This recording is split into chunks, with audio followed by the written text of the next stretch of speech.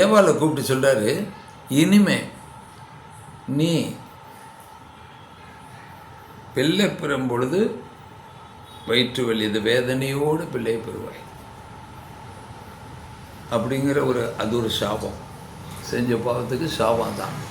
இல்லைன்னா குழந்தை பிறக்கும்போது வயிற்று வலி வந்திருக்காது அவர் சொன்னதை பார்த்தா. ஆனால் இப்போ இருக்கிற வழியிலேயே பிரசவ வலி மாதிரி எந்த வழி இல்லைன்னு சொல்லுவாங்க. அந்த ஒரு செகண்டு அந்த நிமிஷங்களில் அவ்வளோ வேதனை.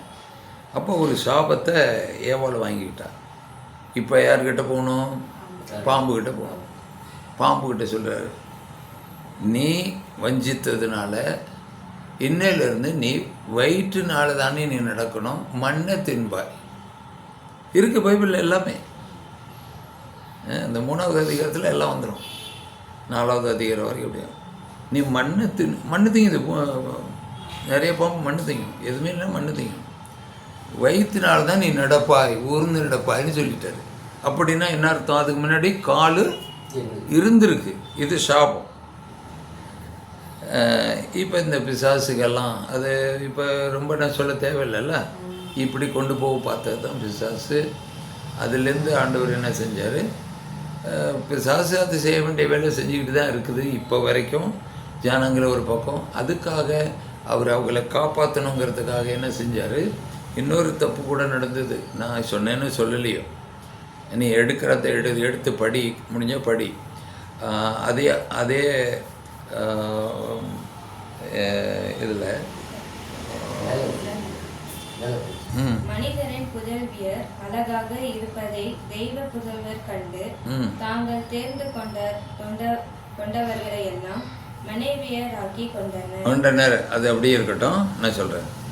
இப்போ இந்த மனித புதல்வியர்களை அழகாக இருப்பதை கண்டு தேவ புதல்வர்கள் தங்களுக்கு இஷ்டமானவர்கள்லாம் கல்யாணம் பண்ணிட்டார். அதுதான் சொல்லப்பட்டிருக்கு. தேர்ந்து கொண்டு திருமணம் செய்து கொண்டார்கள். எப்படின்னா அதுக்கு நிறைய வழக்கம் சொல்லலாம், நடந்த சம்பவம்லாம் சொல்லலாம். ஒருத்தருக்கு ட்ரைனிங் கொடுக்கறதுக்கு வரணும், ஒரு ஆள் வேணும். இப்போ அந்த காலத்தில் எந்த கிழங்கு சாப்பிட்றது, எந்த செடியை சாப்பிடணும், எது சாப்பிடக்கூடாது, இதில் கசப்பு இருக்குது, இதில் விஷம் இருக்குது, இந்த கிழங்கு சாப்பிடலாம், மண்ணுக்குள்ளே இருக்கிற உருளைக்கிழங்கு சாப்பிடலாம், வெங்காயம் சாப்பிடலாம், பூண்டு இதெல்லாம் மனுஷனுக்கு எங்கேருந்து வந்துச்சு? யாருக்கு தெரியும்? எல்லாம் விளைஞ்சிருக்கு. இதை சொல்லி கொடுக்க தூதர்களை அங்கேருந்து ஆண்டவர் அனுப்புனார். அதான் தேவ புதல்வர்கள் ட்ரைனிங் கொடுத்துட்டு போயிடுறது அவங்க மேலே. மனுஷன் மாதிரியே வருவாங்க. அப்போ அந்த காலத்தில் பிசாசையும் கண்ணால் நிறைய பேர் பார்த்துருக்காங்க. ஏன் நம்ம அப்பா அம்மா அவங்கெல்லாம் நிறைய பார்த்துருக்காங்க. புரியுதுலையா? மனித புதல்வர்கள் இங்கே இருக்கும்போது அவங்க பெண்களை பார்த்து தேவதூதருக்கு அவங்கள கல்யாணம் பண்ணிக்கிட்டாங்க இஷ்டப்பட்டு. அவங்களுக்கு பிறந்தவர்கள் தான் ராட்சசர்கள் இருந்திருக்காங்க. அதில் ஒருத்தன் தான் கோலியாத். 9 முழ உயரத்தில் பனைமரம் மாதிரி ஒரு செங்கோல் இதை வச்சுருக்கான், ஈட்டியை. தாவீது போய் இந்த ஒரே கல்லில் அடித்தார்ல கோலியாத்து. அந்த காலத்தில் இராணுவ வீரர்கள் மாதிரி யுத்த வீரர்கள்லாம் யார் தெரியுமா? இவர்களுக்கு பிறந்த பிள்ளைகள். அவங்க தான் யுத்த வீரர்களாக வச்சுருந்துருக்காங்க. அப்போ நாடு கெட்டு போச்சா? ஆண்டவருக்கு வேதனை ஆச்சா? இவங்க செஞ்சது தவறு தானே. இது பெற்றோர்களும் சேர்ந்து செஞ்சது. இவங்க வர்றாங்க, மேலே போகிறாங்க. நம்ம பிள்ளையும் கட்டி கொடுத்தா, இப்போ நிறைய பேர் நம்ம பிள்ளைய அமெரிக்காவில் கட்டி கொடுத்தா நம்மளும் போய் அமெரிக்காவை பார்க்கலாம். நிறைய பேர் வெளிநாட்டில் கட்டி கொடுத்தா நம்மளும் போகலாம் வரலாம். நம்ம போக முடியலனாலும் அதுக்கு போச்சுன்னா அதுக்கு பின்னாடி நம்மளும் போகலாம். இதே மாதிரி தான் அவங்க ஏற்பாடு பண்ணி இதுக்கு மேலே போயிட்டு வர்றதுக்கு டெய்லி இதுகளை கல்யாணம் பண்ணி கொடுத்தா இதுகளோடு சேர்ந்து நம்மளும் போகல. அவங்களுக்கு கூட்டிகிட்டு போகல, இங்கே விட்டுட்டு தான் போகிறது வர்றது இருந்ததுக்கு. கடைசியாக என்னாச்சு? அஞ்சம் ஆரம்படியேன் பெருகுவதையும் மனுஷர் செய்யும் பாவம் பெருகுவதையும்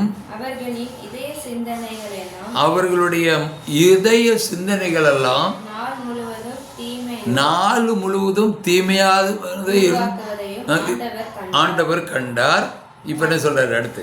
மண்ணுலகில் மனிதரை ஏண்டா இந்த மனிதர்களை படைத்தோம் என்று வேதனைப்பட்டார். இப்போ நம்ம என்ன சொல்லுவோம்? நம்ம பிள்ளைக்கு நான் பேச்ச கேட்கலண்ணா வண்ண பெத்தேன், அதுக்கு ஒரு அம்மிக்கொல்ல பெற்றிருக்கலாம், அம்மிக்கொல்லவே பெற்றிருக்கலாம் சொல்கிறாங்க தானே கோபத்தில். அதாவது அங்கனே இருக்கும், ஒன்றும் பேசாமல் அம்மிக்கொல்லவின்னு அங்கேயே இருக்கும். நீ பார்த்தா என்ன எடுத்து பேசுகிற, சொல்கிறத கேட்குறதில்ல, உன் இஷ்டத்துக்கு நடக்கிற, கோபம் வந்துடுதா இல்லையா? ஆண்டவர் சொல்கிறாரு, இந்த மக்களை படி அதை கண்டினியூ பண்ணி. மண்ணுலகில் மனிதரை உருவாக்கியதற்காக ஆண்டவர் மனம் வருந்தினார், அவரது உள்ளம் துயரம் அடைந்தது. அப்பொழுது ஆண்டவர், நான் படைத்த மனிதரை மண்ணிலிருந்து அழித்தெளிப்பேன். அப்பதான் நோவா காலத்தில் அது கீழே வரும். போதும், மனிதன் முதல் கால்நடைகள் எல்லாமே இப்போ இருக்கிட்ட போதும். அப்புறம் தெரிஞ்சுக்கிட்டீங்க நீங்கள், எல்லாத்தையும் அழிச்சது அந்த நேரம் ஜோடி ஜோடியாக நோவா காலத்தில். அதுதான் திரும்ப தொடங்கினது. அதுக்கு பிறகு தான் அப்ரஹாம் வர்றாரு, எல்லாரும் வர்றாங்க, மோசேஸ் எல்லாம் அப்போ தான் வர்றாங்க. இது தொடக்கம். ஆண்டவருக்கு எவ்வளோ வேதனை. இதுதான் பிசாசுடைய வேலையை ஆண்டவர் பிசாசை. இது ஒரு பக்கம், இன்றைக்கும் அது பக்கம் ஒரு கூட்டத்தை சேர்த்துக்கிட்டே தான் இருக்குது, மழுங்க வச்சிருது.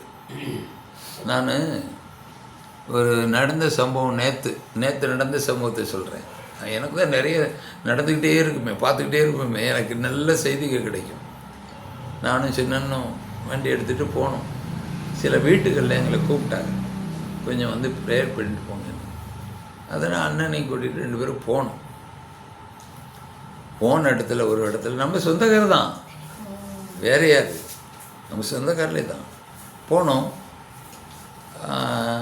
ரொம்ப விரும்பி வந்து கூட்டிகிட்டு போனாங்க.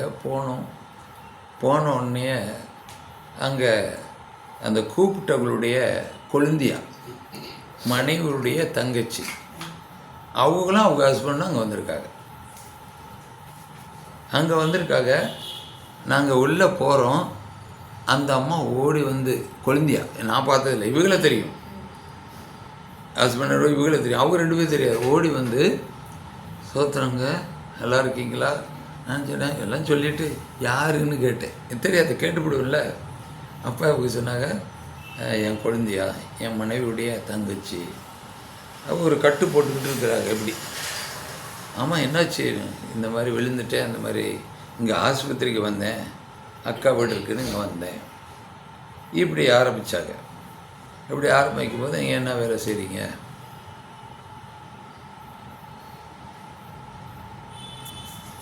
ஒரே ஒரு நிமிஷம்.